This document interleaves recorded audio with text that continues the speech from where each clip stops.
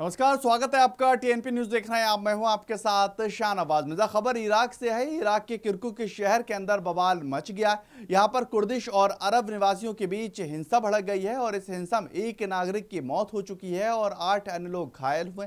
हिंसा के बाद शहर के अंदर कर्फ्यू लगा दिया गया है और इराक के प्रधानमंत्री मोहम्मद शिया उल सुदानी ने किरकुक के अंदर कर्फ्यू लगाने के आदेश पारित किए।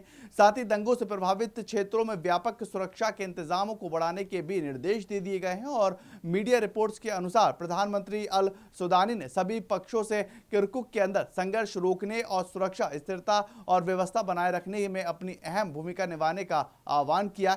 एक स्थानीय अधिकारी ने बताया है कि यहां पर तनाव ज्यादा होने से एक नागरिक की मौत हो चुकी है और 8 लोगों के घायल होने की खबर है, जो ऐतिहासिक रूप से बगदाद में संघीय सरकार और उत्तर के अंदर स्वायत्त कुर्द क्षेत्र के अधिकारियों के बीच विवाद रहा है। देश के अंदर 9 और 10 सितंबर को होने जा रहे G20 शिखर सम्मेलन के अंदर अमेरिकी राष्ट्रपति जो बाइडेन भी शिरकत करेंगे और वहीं पर 7 सितंबर को सम्मेलन में वो शामिल होने के लिए रवाना होंगे।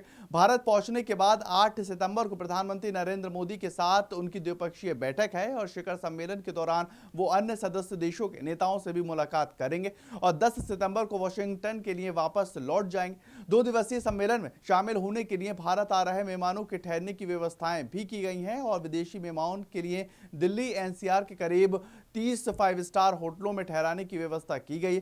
अमेरिकी राष्ट्रपति जो बाइडेन के ठहरने का इंतजाम दिल्ली के आईटीसी मौर्य होटल में किया गया है। खबर दिल्ली से है, जहां पर दिल्ली के उपराज्यपाल विनय कुमार सक्सेना ने कहा कि G20 शिखर सम्मेलन की तैयारियों को लेकर दिल्ली की आम आदमी पार्टी की सरकार ने अपनी जिम्मेदारियों को नहीं निभाया, जिसके कारण उनको आगे आना पड़ा है और कामकाज की भागदौड़ अपने हाथों में लेनी पड़ी है। इंडियन एक्सप्रेस की रिपोर्ट के मुताबिक एलजी सक्सेना ने यह बताया है कि आप सरकार ने दिसंबर 2022 में एलजी ऑफिस के साथ G20 की तैयारियों पर पहली ज्वाइंट मीटिंग के बाद अपने हाथ खींच लिए। इसमें उन्होंने चीजों को अपने हाथों में लेने से मजबूर होना पड़ा है और G20 शिखर सम्मेलन के लिए दुनिया भर के देशों के नेता भारत पहुंच रहे हैं और सिर्फ एक हफ्ते का समय है और ऐसे में 9-10 सितंबर को 2 दिन के कार्यक्रम की तैयारियों को लेकर समीक्षा और कई अलग अलग स्तरों पर कार्य किए जा रहे हैं। तमिलनाडु सरकार में मंत्री और मुख्यमंत्री एमके स्टैलिन के बेटे उदयनिधि स्टैलिन के सनातन धर्म को लेकर दिए एक बयान पर अब विवाद शुरू हो चुका है। उदयनिधि ने एक सभा में बोलते हुए सनातन धर्म की तुलना मलेरिया और डेंगू से कर दी है और साथ ही इसे पूरी तरह से मिटाने की बात कही। तमिलनाडु प्रोग्रेसिव राइट्स एसोसिएशन ने चेन्नई के अंदर एक सम्मेलन में आयोजित किया था और इसका नाम ये रखा गया था सनातन धर्म उन्मूलन सम्मेलन। इस सम्मेलन को उदयनिधि स्टैलिन ने भी संबोधित किया और उदयनिधि ने कहा है कि सनातन धर्म को खत्म करने के लिए आयोजित एक सम्मेलन में मुझे बुलाने का मौका देने के लिए मैं आयोजकों को धन्यवाद देता हूं और मैं सम्मेलन को सनातन धर्म का विरोध करने के बजाय सनातन धर्म का उन्मूलन कहने के लिए आयोजकों को बधाई भी देता हूं। उन्होंने आगे ये भी कहा कि कुछ चीजें ऐसी हैं जिन्हें हम खत्म करना है और हम सिर्फ विरोध नहीं कर सकते। मच्छर, डेंगू, कोरोना और मलेरिया ऐसी चीजें हैं जिनका हम विरोध नहीं कर सकते हैं और हमें उनको खत्म करना होगा। सनातन धर्म भी ऐसा ही है और उसको भी हमें खत्म करना होगा।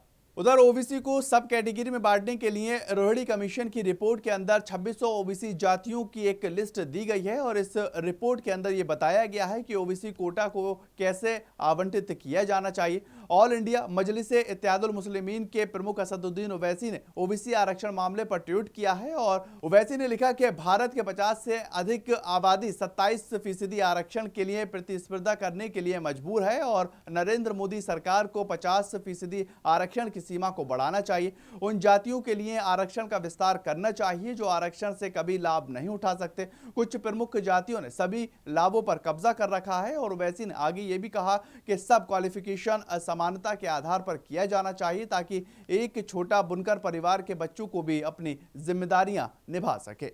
खबर जिला मऊ से है, जहां पर मऊ जिले के अंदर घोसी विधानसभा सीट पर हो रहे उपचुनाव काफी दिलचस्प मोड़ पर पहुंच गया है और घोसी के रण में उतरे मुख्यमंत्री योगी आदित्यनाथ ने समाजवादी पार्टी के मुखिया अखिलेश यादव के ऊपर तंज कसा है। जनसभा को संबोधित करते हुए उन्होंने कहा कि कोरोना काल के अंदर समाजवादी पार्टी के अध्यक्ष ने इंग्लैंड का टिकट बुक करवा लिया। दरअसल उपचुनाव का मुकाबला महज सपा बीजेपी का नहीं रह गया बल्कि एनडीए बनाम इंडिया का हो चुका है और कांग्रेस ने समाजवादी पार्टी प्रत्याशी को समर्थन देने का ऐलान किया और और मायावती की बसपा ने मैदान में उम्मीदवार नहीं उतारा है और इसलिए अब भारतीय जनता पार्टी का प्रत्याशी दारा सिंह चौहान और समाजवादी पार्टी के उम्मीदवार सुधाकर सिंह में कांटे की टक्कर। दोनों राजनीतिक दलों में जमकर सियासी वार पलटवार भी देखने को मिल रहा है। खबर मध्य प्रदेश से आ रही है, जहां पर अब मध्य प्रदेश में नागरिकों को 5 रुपए के अंदर भरपेट भोजन मिलेगा और ये व्यवस्था दीनदयाल रसोई में होने वाली है। मुख्यमंत्री शिवराज सिंह चौहान ने 66 नए दीनदयाल रसोई केंद्रों का शुभारंभ करते हुए यह ऐलान किया है और मुख्यमंत्री चौहान भोपाल के कुशाभाऊ ठाकरे कन्वेंशन हॉल में दीनदयाल रसोई योजना के तीसरे चरण का शुभारंभ कर रहे थे। मुख्यमंत्री ने यह कहा है कि अभी तक ये भोजन 10 रुपए की थाली के मान से मिल रहा था, लेकिन आज से ये 5 रुपए थाली के मान से मिलता हुआ दिखाई देगा। इस कार्यक्रम में मुख्यमंत्री शिवराज सिंह चौहान ने नागरिक के क्षेत्रों में 38,505 आवासहीनों के पट्टे भी प्रदान किए हैं और इस अवसर पर मुख्यमंत्री ने अपने संकल्प को दोहराते हुए प्रदेश के अंदर कई परिवार जमीन और आवास के बगैर नहीं रहेंगे, इसका भी आश्वासन दिया है। उत्तराखंड के मुख्यमंत्री पुष्कर सिंह धामी आज भोन खोला गांव पहुंचे, जहां पर गांव के स्थानीय लोगों ने उनसे मुलाकात की है और सीएम पुष्कर सिंह धामी ने क्षेत्र की समस्याओं को समझा है और ग्रामीणों को आश्वासन दिया है कि राज्य सरकार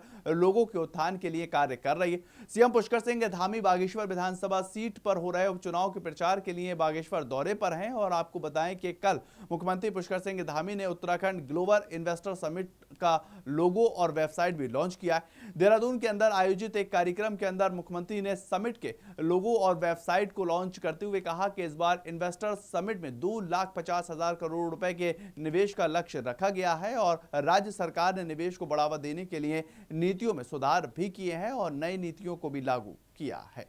उधर देश के अंदर मौसम का मिजाज बदल रहा है और कई राज्यों के अंदर मानसून की गति अब काफी धीमी हो चुकी है। इस बीच भारत मौसम विज्ञान विभाग यानी कि IMD ने अगले कुछ दिनों के अंदर देश के अंदर अधिकांश राज्यों में बारिश की भविष्यवाणी की है। केवल हरियाणा, चंडीगढ़, दिल्ली और पश्चिमी राजस्थान सहित कुछ क्षेत्रों को छोड़कर 8 सितंबर तक बारिश न होने की भी भविष्यवाणी की गई है और मौसम एजेंसी ने अपने पूर्व अनुमान में कहा कि अगले 5 दिनों के दौरान देश के अधिकांश हिस्सों में अधिकतम तापमान में कई महत्वपूर्ण बदलाव होने की संभावना बनी हुई। मौसम विभाग ने दिल्ली NCR के अंदर रविवार को भी 30 सती हवाएं चलने की भविष्यवाणी कर दी है और दिन के समय अधिकतम तापमान 37 डिग्री सेल्सियस के आसपास रहने की संभावना बनी है, जबकि न्यूनतम तापमान 27 डिग्री रहने का अनुमान है। चलिए फिलहाल इस बुलेटिन में इतना ही। ताज़ा खबरों के लिए आप लगातार बने रहें TNP न्यूज के साथ।